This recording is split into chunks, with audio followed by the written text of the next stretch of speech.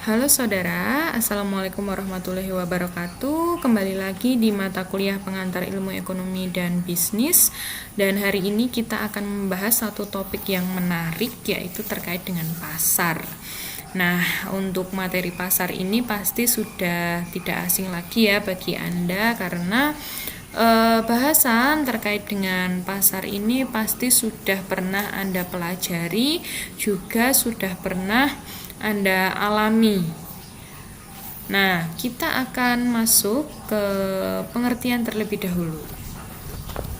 Jadi, dalam pengertian sederhana, memang pasar itu adalah tempat bertemunya penjual dan pembeli secara langsung untuk melakukan transaksi jual beli.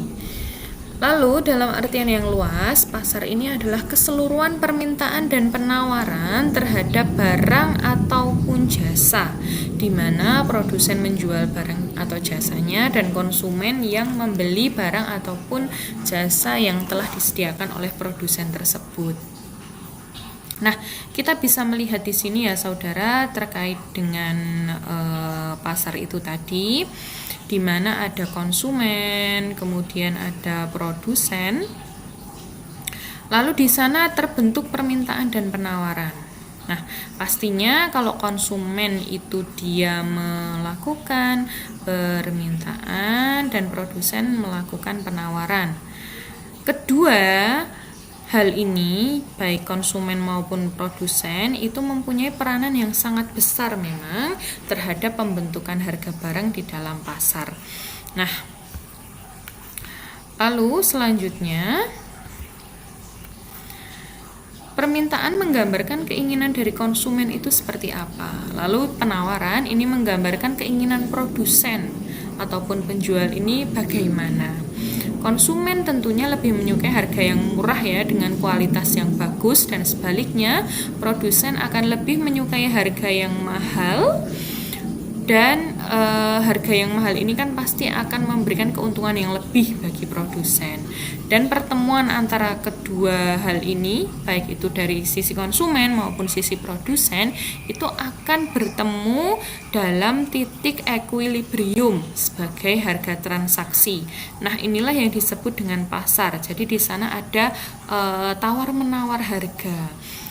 Mungkin dulu ketika Anda kecil pernah diajak ibu ke pasar ya, itu kan Anda juga mengamati ya, ketika ibu membeli bayam harganya 3.000, kemudian penjual itu memberikan harga tersebut, lalu ibu pasti menawar, mbok 2.000 aja toh gitu. Nah, ketika penjual ini setuju dengan harga 2.000, maka disinilah terjadi kesepakatan, dan kesepakatan ini tentunya tidak akan merugikan kedua belah pihak ya, karena sudah ada kata sepakat. Mungkin dari sisi penjual itu tidak rugi, dan dari sisi pembeli itu juga tidak rugi karena sudah melakukan penawaran tadi.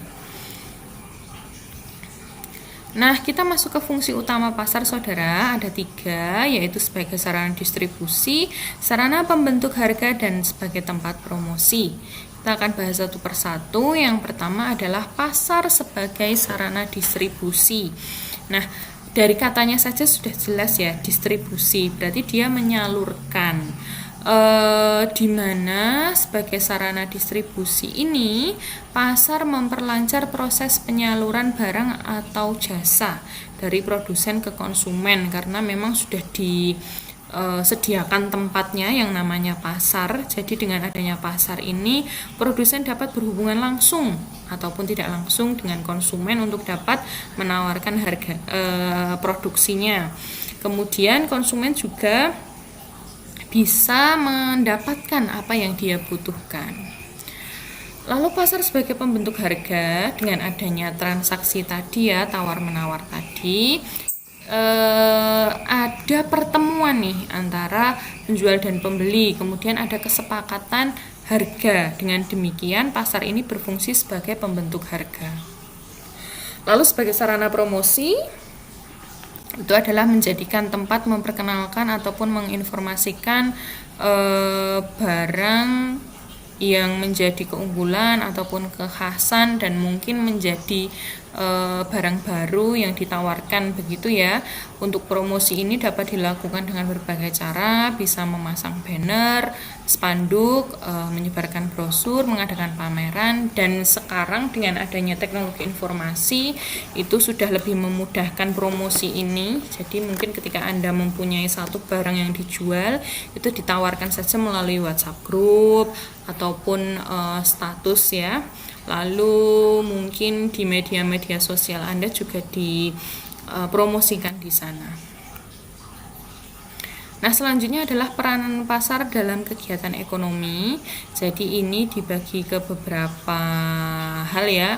Ada yang bagi produsen itu peranannya seperti apa, bagi konsumen seperti apa, bagi distributor, bagi masyarakat, dan bagi pemerintah.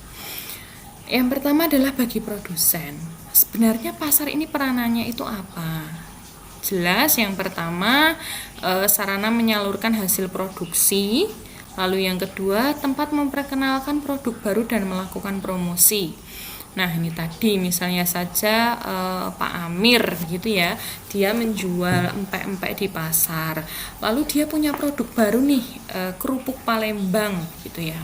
Mungkin dia bisa memperkenalkan produk barunya ini, kerupuk Palembang ini, dengan menyebarkan mungkin brosur ataupun memberikan secara gratis sebagai sampel ya. Ada yang membeli empek-empek kemudian diberikan kerupuknya. Ketika dirasakan kerupuknya itu enak, maka konsumen itu akan membeli lagi ataupun menanyakan. Nah, ini kan berarti strategi promosinya berhasil, sehingga itu adalah salah satu bentuk peranan pasar. Lalu sarana untuk mengetahui kebutuhan barang konsumen. Jadi konsumen itu butuh apa sih sebenarnya sekarang ini? Oh, ternyata butuh masker ya.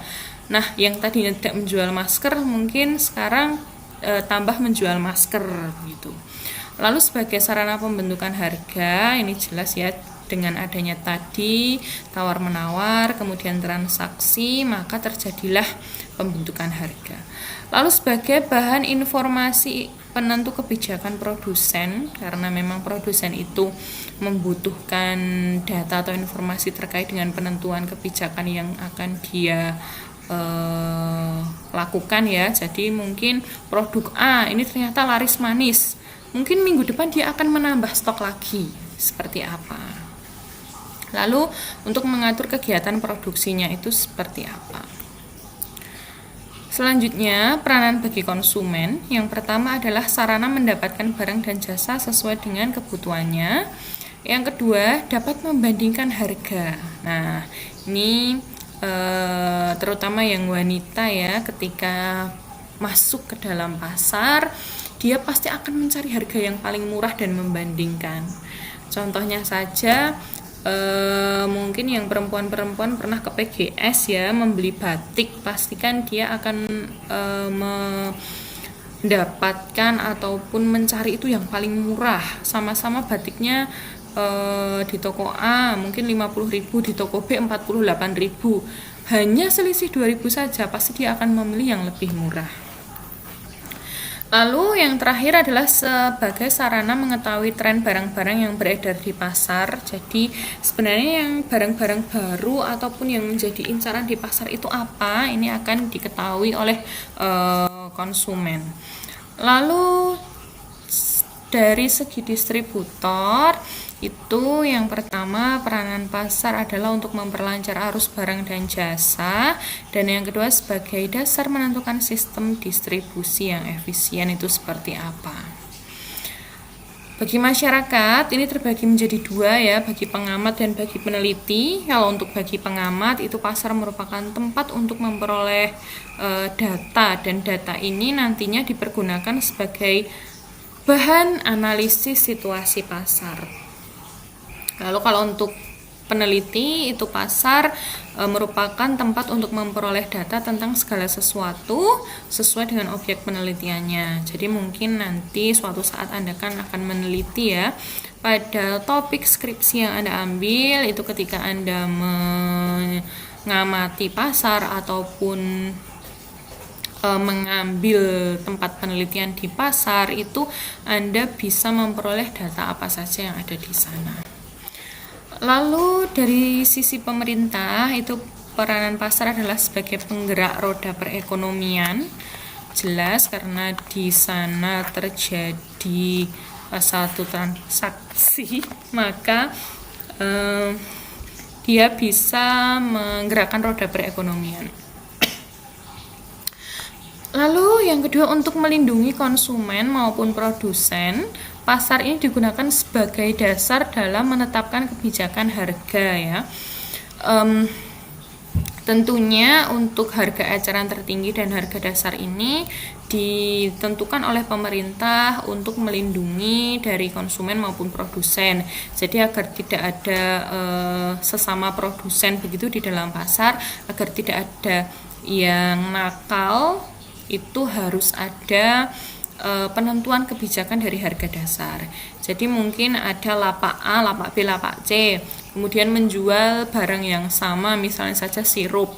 Di lapak A harganya 7.000, di lapak B harganya 7.000, tapi di lapak C harganya 5.000. Nah, ini kan kemudian pasti akan lari ke sana semua ya, sehingga untuk lapak-lapak yang lain ini tidak kebagian. Nah, inilah yang dilakukan pemerintah sebagai sarana untuk melindungi harga. Maka sudah ditentukan harga eceran tertinggi itu berapa dan harga dasarnya berapa. Lalu sebagai dasar mengatur peredaran barang, dan yang terakhir adalah sarana mensejahterakan masyarakat. Ini adalah merupakan peranan dari pasar, dan itu tadi adalah gambaran dari pengertian dasar pasar. Dan selanjutnya silahkan nanti Anda dapat mendiskusikan bersama teman-teman kelompok Anda. Jadi setelah ini Anda masuk ke dalam Spada, kemudian Anda berikan komentar di sana ya terkait dengan analisis kasus tentang pasar. Dan selanjutnya silahkan Anda buat kelompok. Untuk pembagian kelompoknya saya serahkan kepada ketua kelas. Silahkan Anda bagi satu kelas ini menjadi 4 kelompok, dan nanti masing-masing kelompok akan membahas topik-topik yang sudah ditentukan. Jadi kelompok 1 terkait dengan pasar persaingan sempurna, kelompok 2 pasar persaingan tidak sempurna monopoli, yang ketiga pasar persaingan tidak sempurna oligopoli, dan kelompok 4 pasar persaingan tidak sempurna monopolistik. Silahkan nanti secara mandiri Anda berdiskusi kelompok, kemudian Anda buat makalah juga PowerPoint-nya, lalu nanti kita akan bahas untuk dipaparkan di dalam kelas dan kita diskusikan lebih lanjut. Jadi nanti silahkan Anda bisa gali informasi sebanyak-banyaknya terkait dengan pasar-pasar yang sudah menjadi tugas Anda ini ya. Mulai dari pengertian, kemudian ciri-ciri, contoh, lalu kelebihan dan kelemahan ya mungkin ya. Jadi ini bisa Anda cari di berbagai macam sumber, bisa dari buku, bisa dari artikel, bisa dari e-book, bisa dari e-modul, bisa dari mungkin buku-buku yang Anda punyai terkait dengan pengantar ilmu ekonomi dan bisnis. Ini silahkan Anda gali secara lebih lanjut. Oke saudara, mungkin itu saja yang bisa saya sampaikan untuk hari ini. Semoga menjadikan masukan bagi Anda semua, dan selamat berdiskusi untuk mendiskusikan terkait dengan topik-topik pasar itu tadi, dan kita akan bertemu di kesempatan selanjutnya untuk Anda bisa mempresentasikan dan mendiskusikannya di dalam forum kelas. Baik saudara, mungkin itu saja yang bisa saya sampaikan. Silahkan Anda lanjutkan untuk berdiskusi kelompok dan berdiskusi di Spada. Kurang lebihnya mohon maaf. Wassalamualaikum warahmatullahi wabarakatuh.